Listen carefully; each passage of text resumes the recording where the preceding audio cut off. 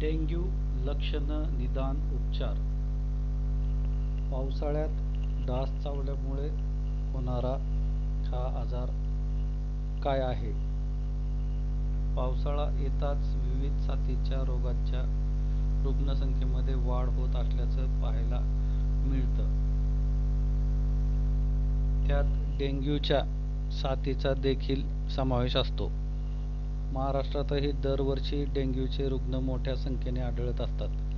यंदाही तेच चित्र पाहायला मिळत आहे. अशात हा आजार नेमका काय आहे, तो कसा होतो आणि त्यापासून बचाव कसा करायचा समजून घेऊयात. डेंग्यू म्हणजे नेमकं काय? डेंग्यू हा रक्त शोषणाऱ्या डासांच्या माध्यमातून होणारा विषाणूजन्य आजार आहे. प्रामुख्यानं डासांची एडिस इजिप्ती ही प्रजाती डेंग्यू पसरवण्यास कारणीभूत असते. डेंग्यू किंवा डेंगी हा शब्द आलाय स्वाहिली भाषेतल्या का डिंगा पेपो या शब्दावरून. याचा अर्थच होतो क्रॅम्प लाईक सीझर म्हणजे पिळवटून दुखणं.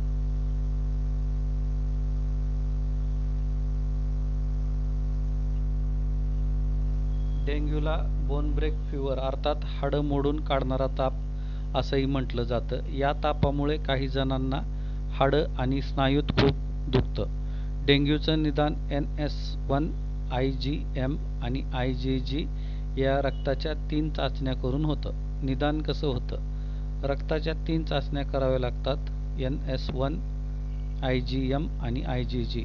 जागतिक आरोग्य संघटनेनुसार डासाने चावा घेतल्यानंतर 4 ते 10 दिवसात लक्षणं दिसू लागतात आणि 2 ते 7 दिवसापर्यंत कायम राहतात.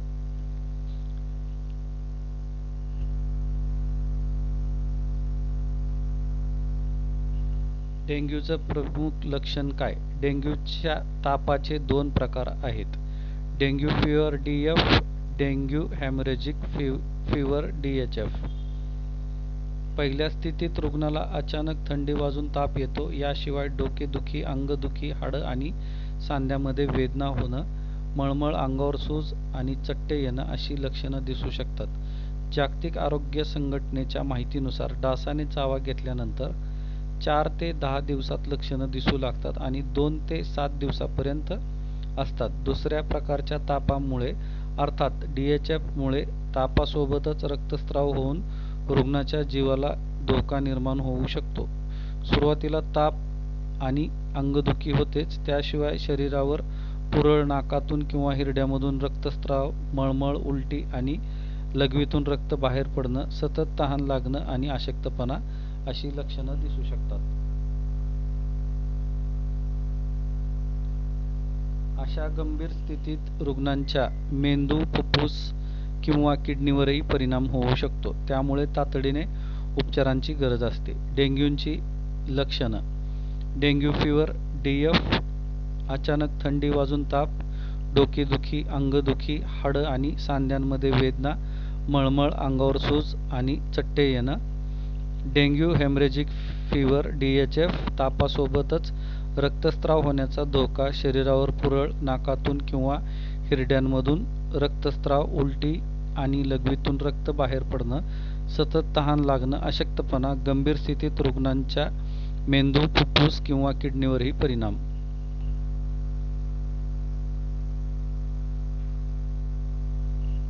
डेंग्यूवर उपचार काय? डेंग्यूवर ठराविक असे उपचार किंवा औषध उपलब्ध नाही, पण लवकर निदान झाल्यास आणि वेळीच उपचार मिळाल्यास यावर नियंत्रण मिळवता येऊ शकतं, असं IMA महाराष्ट्राचे माजी अध्यक्ष डॉ. अविनाश बोंडवे सांगतात. रुग्णाला त्याच्या लक्षणांनुसार म्हणजे ताप किंवा अंगदुखी पाहून तशी औषधं दिली जातात. जर प्रकृती गंभीर असेल तर रुग्णालयात भरती करावं लागू शकतं. डॉ. बोंडवे सांगतात की डेंग्यूच्या रुग्णाला विश्रांतीची सर्वात जास्त गरज असते.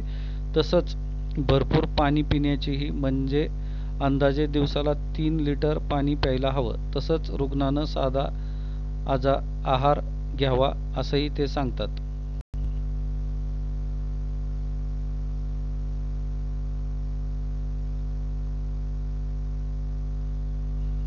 डेंग्यू तापामुळे शरीरात प्लेटलेटची संख्या कमी होते. साधारणपणे 1 घन मिलीलिटर रक्तात 1.5 लाख ते 4.5 लाख प्लेटलेट्स असणं गरजेचं असतं, पण डेंग्यूमध्ये या प्रमाणावर सतत लक्ष ठेवावं लागतं. जर प्लेटलेट्सचं प्रमाण 10,000च्या खाली गेलं तर रुग्णाला बाहेरून प्लेटलेट्स द्यावे लागतात, असं डॉक्टर भोंडवे सांगतात. साधारणपणे डेंग्यूचा रुग्ण 3 ते 8 दिवसात बरा होतो.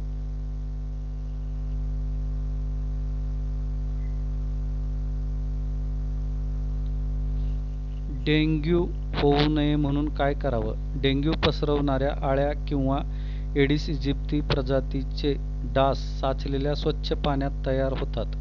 त्यामुळे घरात AC, फ्रीजखाली साचलेले पाणी, फुलदाण्या, कूलर, कुंड्या, बाटल्या, जुने टायर यांच्याकडे विशेष लक्ष ठेवा. तिथे खूप दिवस पाणी जमा होणार नाही याची काळजी घ्या.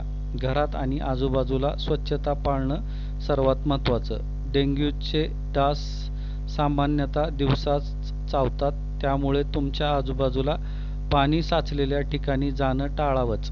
घरांच्या खिडक्यांना जाळी लावणे, शक्यतो दार खिडक्या बंद ठेवणे आणि खूप डास असल्यास त्याची विल्हेवाट लावायला उपाययोजना करणं आवश्यक आहे. डॉक्टर भोंडवे सांगतात की डेंग्यूच्या विषाणूचे 1, 2, 3, 4 असे 4 प्रकार आहेत. त्यामुळे तुम्हाला एकदा डेंग्यू होऊन गेला तरीही तो पुन्हा होऊच शकतो.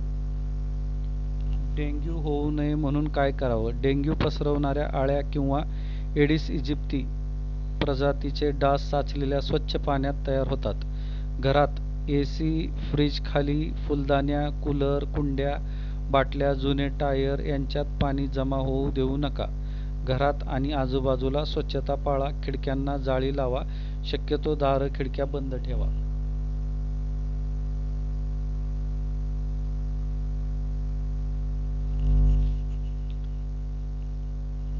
WHOच्या आकडेवारीनुसार दरवर्षी 39 कोटी लोकांना डेंग्यूची लागण होत असावी असा अंदाज आहे. जगभरात डेंग्यूमुळे दरवर्षी सुमारे 25,000 मृत्यू होतात आणि यापैकी 70% रुग्ण आशियातले असतात.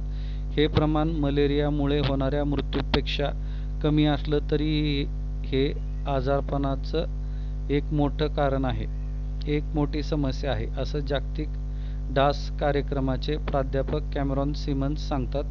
त्यामुळे तुम्ही सुद्धा काळजी घ्या. ही बातमी जरूर शेअर करा जेणेकरून इतरांनाही ही महत्त्वाची माहिती कळेल.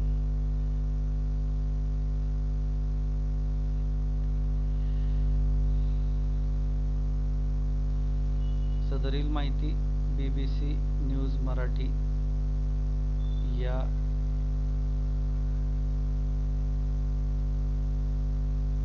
पोर्टलवरती